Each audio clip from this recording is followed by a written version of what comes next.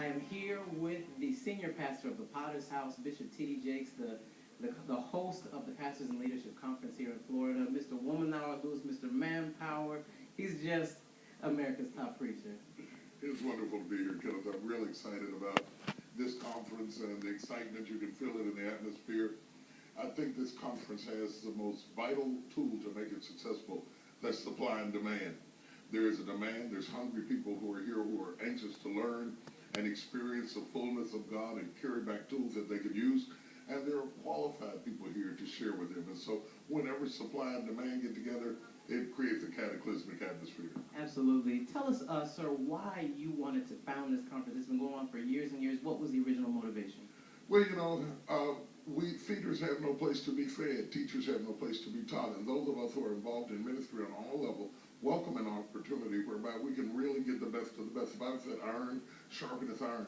And I know there are a whole lot of pastors and leadership conferences out there. There are probably great ones out there too. But many, many times all you hear is preaching. You don't hear leadership development. How do I develop as a leader to maximize my life and be all that I need to be? And what's really exciting about this year is that we've added the components for gospel artists, for recording artists, for novelists, for people who are looking for book deals. Because I live in that world and live in that space, it's a wonderful thing to extend the relationships that I have and make them available to people who see that as valuable. Absolutely. Along the years, I've seen how along the way we have done marketing workshops and how to be a great administrator, but now you are branching out further into entertainment, into the literary space. Why is it good for people who are leaders in the church to also be well-versed in those areas? Well, first of all, the Bible says that he gives seed to the sower, and so I practice what I preach. If you have something and you give it away, God will give you more. It's very important for the church not to be one-dimensional. One of the reasons I think we have so many preachers in the pulpit today is because preaching is the only position that we acknowledge as being vital and important. It's very, very important that we understand that there are people in the church who have the gift of administration, the gift of government, there's the gift of helps, there's support ministries, there's creative ministries, there's artistic ministries, all sorts of ways that you can express Christ other than just behind stained glass windows. And just because you're a communicator doesn't necessarily mean you have to do it from behind a pulpit. You can do it through books and movies and music and everything. Absolutely. There are millions of ways to communicate. You could go into journalism. You could go into broadcasting. There's so many things that we're really stirring people to rethink how they look at their lives. And the crowd is really hungry to get that information. The pastors were wonderful because not only did they come, but they brought their key leadership with them so that we can have an exchange. And it's a very powerful feeling being here. This is just the beginning of many of your whole, what we call the conference season. You have Womanhour Loosed in Houston in October. You've got Manpower at the Potter's House. Yes, we are going to do Womanhour Loosed, and we're real excited about it. We've just released information out of it. We're going to Lakewood. Pastor Joel Osteen is going to host it. It's going to be a very historical moment for the Womanhour Loosed history and family. We believe that's going to be life-changing, as well as Manpower. We're calling the men back to Dallas, and we had such a phenomenal time last time. We're going to have a great time this year as well. Manpower is August 11th through the 13th there in Dallas, Texas, and Womanhour Loosed is October 20th through the 22nd in Houston. Now, let's talk a little bit about what you're doing in the entertainment area. I hear about a movie called Jump the Broom. Yes, Jumping the Broom. Everybody's talking about it everywhere. We're so excited about it. Angela Bassett, Paula Patton, a host of others are coming together that it's going to be released on May the 6th. And we're particularly excited about this movie because it has an underlying theme of forgiveness that I think is something that every family and every individual needs to experience and understand and incorporate. But it's also a lot of fun. It's just fun and crazy and have you laughing and having a good time. So many people take life so seriously. Everything doesn't have to be deep and painful and powerful. Sometimes you need to get out and laugh a little bit and enjoy yourself. PG rating, bring the whole family. You won't be afraid or offended for your children to view the movie. And I think that they'll really be blessed by the cast of what we put together. Speaking of pain and power, can you give us just a quick moment of inspiration? How does one change and take their moments of pain and process into moments of positivity and power? First of all, I think you shouldn't be too quick to take it into positivity and power until pain has done everything that it needs to do.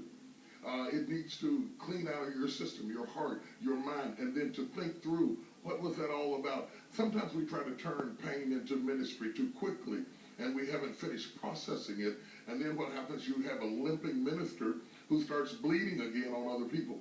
Once you experience the healing power of the Holy Spirit, because ultimately God is giving you a depth through your pain.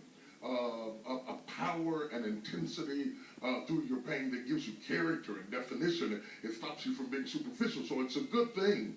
But finish the class before you start teaching it. And then when you start teaching it, you can teach it from a place of safety. Sounds good. Can you tell me just one more thing? You've got Woman Now or Loose, you've got Manpower, Pastors and Leadership Conference, best-selling books, you've got Jumping the Broom, you have music, Sacred Love Songs coming out. How do you have your hands on so many things they do so well? Tell me about your team, tell me about your multitasking, tell me about it. Well, first of all, that's what this conference is all about, to show you how I do that. I have great people. I have great staff. I surround myself with qualified, capable, competent people.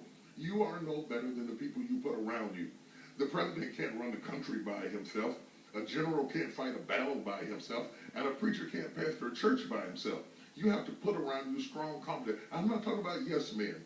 I'm not talking about people who are just carrying your cases and wiping your head and telling you you're wonderful.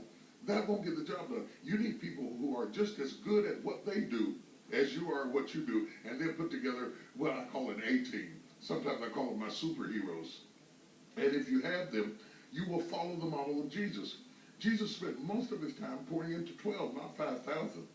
And then if you're going to feed the 5,000, you put the bread in the hand of the 12. And so I have wonderful people around me. And I also wanted to be able to explore every aspect of my creativity. I am a preacher, but I'm more than a preacher. And I refuse to allow myself to be locked into what people expect me to be just because their thinking is limited.